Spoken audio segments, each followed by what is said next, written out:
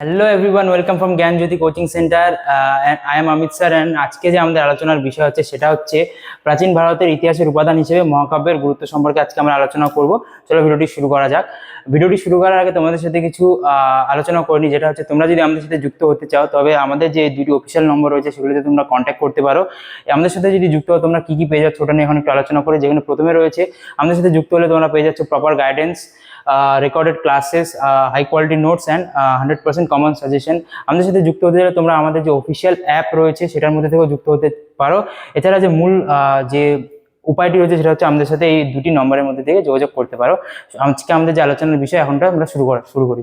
তো প্রথমে যেটা রয়েছে মহাকাব্যের সাধারণ পরিচিতি, যেখানে প্রথমে রয়েছে বৈদিক সাহিত্য ও মহাকাব্য।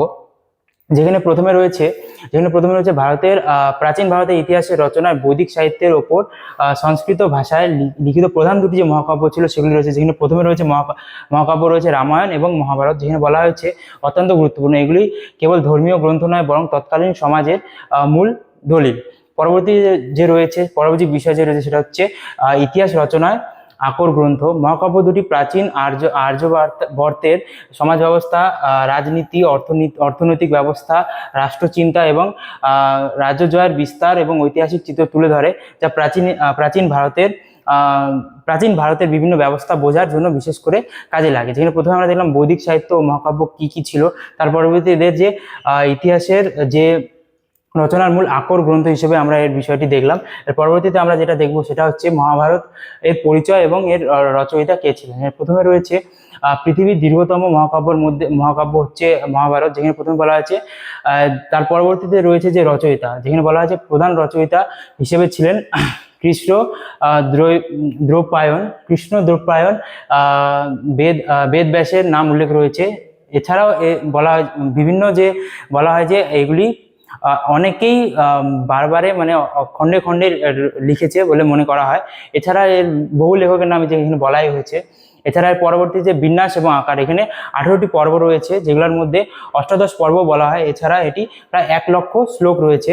এছাড়া যে রচনাকাল রয়েছে আনুমানিক খ্রিস্টপূর্ব 4র্থ শতক থেকে খ্রিস্টীয় 4র্থ শতকের মধ্যবর্তী সময়ে এই যে মহাকাব্যটি রয়েছে মহাভারত, এটি রচনা করা হয়েছে বলে মনে করা হয়। এর পরবর্তী যে বিষয় রয়েছে সেটা আছে মহাভারতের বিভিন্ন যে মূল বিষয়গুলি রয়েছে ওগুলো কি ছিল। যেখানে মূল বিষয়গুলি রয়েছে, যেখানে এর মধ্যে রয়েছে ভৌগোলিক ক্ষেত্র, যে এর মধ্যে মূল কাহিনী ছিল। এছাড়া যে ঐতিহাসিক গুরুত্ব এটি রয়েছে, যেখানে ভৌগোলিক ক্ষেত্রের মধ্যে রয়েছে গঙ্গা যমুনা দোয়াব অঞ্চলের ক্ষমতার কেন্দ্রবিন্দুর প্রতিষ্ঠা নিয়ে এই যে মহাকাব্যটি, এর মধ্যে বিভিন্ন বিষয় নিয়ে আলোচনা করা হয়েছে বা বিভিন্ন কাহিনীগুলি রয়েছে। এর পরবর্তী মূল কাহিনীর মধ্যে হস্তিনাপুরের অধিকারকে কেন্দ্র করে কুরু এবং পাণ্ডবের মধ্যে যে তীব্র প্রতিদ্বন্দ্বিতা এবং কুরুক্ষেত্রের ঐতিহাসিক মহাসংগ্রাম, এটি এই মহাকাব্যের মধ্যে আলোচনা করা হয়েছে। এছাড়া যে রয়েছে ঐতিহাসিক গুরুত্ব, যেখানে বলা আছে তৎকালীন রাজনৈতিক বিভাজন, রাজকর্ম, সামরিক কৌশল এবং আঞ্চলিক রাজ্যের উত্থানের বিশ্বস্ত চিত্র প্রকাশ করা হয়। এই যে মহাকাব্যের মধ্যে বিভিন্ন যে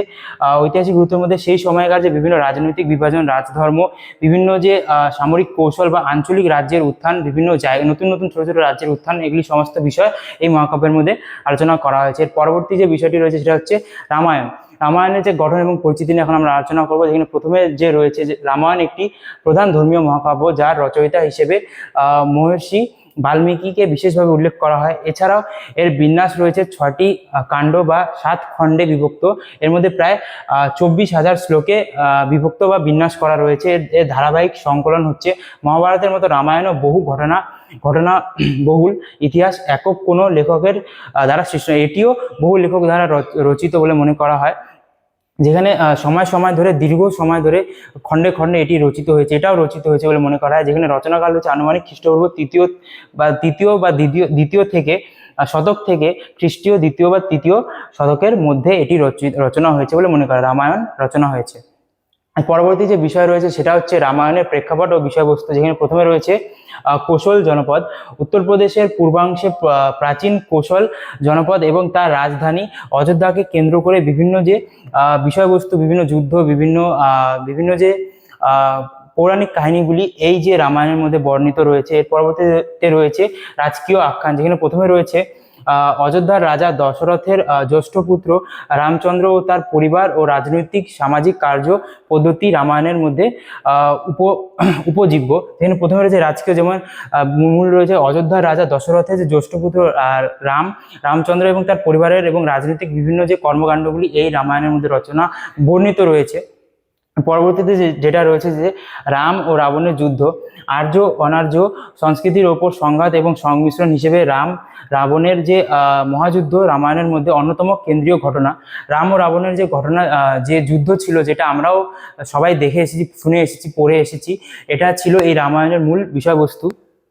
পরবর্তীতে আমরা দেখব হচ্ছে মহাকাব্যদ্বয়ের আয়তন ও কাঠামো, যেখানে বলা হয়েছে 1,00,000 শ্লোক, মহাভারতের মধ্যে 18টি পর্ব, যেখানে বলা হয়েছে আয়তন ও বিষয়ের বিস্তৃতি, যেখানে মূল বলা হয়েছে মহাভারতের বিশাল আয়তন 1,00,000 শ্লোক রয়েছে, যা বিশ্ব সাহিত্যে বিরল।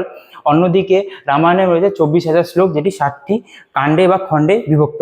এছাড়া মহাভারতে যেখানে রাজনৈতিক জটিলতা, সমাজ দর্শনের উপর বিস্তৃতি, রামায়ণ সেখানে ব্যক্তিগত নীতি, আদর্শ ও পারিবারিক কাঠামোর উপর অধিক আলোকপাত করেছে বলে মনে করা হয়। যেখানে আমরা দেখতে পাচ্ছি যে রামায়ণ ও মহাভারতের মধ্যে যে বিষয়বস্তু সেগুলি আলাদা আলাদা ছিল, অনেক ক্ষেত্রে একই ছিল বা আলাদা আলাদা ছিল। যেখানে আয়তনের দিক থেকে মহাভারত ছিল 1,00,000 শ্লোক এবং রামায়ণ ছিল 24,000 শ্লোকের মধ্যে বিভক্ত। পরবর্তী যে মেন বিষয়টি রয়েছে, যেটা হচ্ছে ঐতিহাসিক সত্যতা এবং তার প্রমাণ। প্রত্নতাত্ত্বিক দৃষ্টিভঙ্গি থেকে দেখতে গেলে উপাদানের সীমাবদ্ধতাও রয়েছে, যেখানে মূল বলা হয়েছে প্রত্যক্ষ প্রত্নতাত্ত্বিক প্রমাণের অভাবে মহাকাব্যের অনেক ঘটনাকে সাধারণ কাল্পনিক রূপক বলেও মনে করা হয়। কোনো যে প্রমাণ না থাকা এগুলি যে কাল্পনিক, এগুলোও ধরে নেওয়া হয় অনেক ক্ষেত্রে।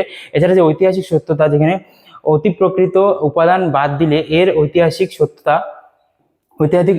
সত্যতা সীমিত হলেও প্রাচীন সমাজ পুনর্গঠনের মূল্য তার অপরিসীম। যেখানে বলা হয়েছে, এখানে দুই দিক দিয়ে দেখা যাচ্ছে যে এখানে উপাদানের মধ্যেও সীমাবদ্ধতা রয়েছে এবং ঐতিহাসিক সত্যতার উপরে ভিত্তি করে এর মধ্যে বিভিন্ন ধরনের বাধ্যবাধকতা রয়েছে। যেখানে বলা হয় প্রত্নতাত্ত্বিক প্রমাণের অভাবে মহাকাব্যকে অনেক ঘটনাকে কাল্পনিক বলা হয়। এছাড়া ঐতিহাসিক ক্ষেত্রেও এর কোনো রকম সেভাবে প্রমাণ নেই, সেটাও বলা যায়। পরবর্তী যে মূল বিষয়টি রয়েছে, যেটা রয়েছে ইতিহাসের উপাদান হিসেবে মহাকাব্যের ভূমিকা। এখানে প্রথমে রয়েছে রাষ্ট্রচিন্তা ও শাসন, রাজধর্ম, মন্ত্রিসভা, কর ব্যবস্থা, যুদ্ধরীতির বাস্তব বিবরণ, প্রাচীন শাসন ব্যবস্থা বোঝার চাবিকাঠি হচ্ছে এই মহাকাব্যগুলি। যেখানে বিভিন্ন ধরনের যে রাজকর্ম, মন্ত্রী ব্যবস্থা, বিভিন্ন জিনিস সম্পর্কে এই দুটি মহাকাব্য থেকে অনেক ধরনের জ্ঞান আমরা জানতে পারি।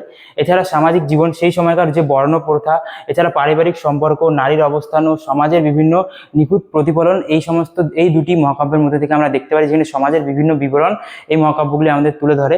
এছাড়া সংস্কৃতি ও ধর্ম, যেখানে প্রাচীন ভারতের ধর্মীয় রূপান্তর, নৈতিক দর্শন ও সাংস্কৃতিক বিবরণের আমূল তথ্য সরবরাহ করে। এই দুটি যে মহাকাব্য রয়েছে, এগুলোর মধ্যে থেকে সেই সময়কার যে সাংস্কৃতিক বা ধর্মীয় বিভিন্ন দিকগুলি আমরা দেখতে পারি ও জানতে পারি। এটি ছিল আজকে আমাদের যে আলোচনার মূল বিষয়, যেখানে মহাকাব্যগুলির আমরা বিস্তারিত আলোচনা করলাম, এগুলির বিভিন্ন প্রেক্ষাপট, এগুলির আয়তন, এগুলির গুরুত্ব সম্পর্কে আমরা আলোচনা করলাম। আশা করি তোমাদের আমার আজকের এই আলোচনাটি ভালো লেগেছে। যদি ভালো লেগে থাকে আমাদের চ্যানেলকে সাবস্ক্রাইব করবে, যাতে পরবর্তী ভিডিওগুলি তাড়াতাড়ি পেয়ে যেতে পারো। এছাড়া তোমরা যদি আমাদের যে বিভিন্ন যে বইগুলি রয়েছে বিভিন্ন সাবজেক্টের, এগুলো যদি নিতে চাও, আমাদের যে অফিসিয়াল নম্বরগুলি রয়েছে ওদের সাথে আমাদের কন্ট্যাক্ট করবে, বিভিন্ন তথ্য তোমরা জানতে পেরে যাবে। Thank you, thanks for watching.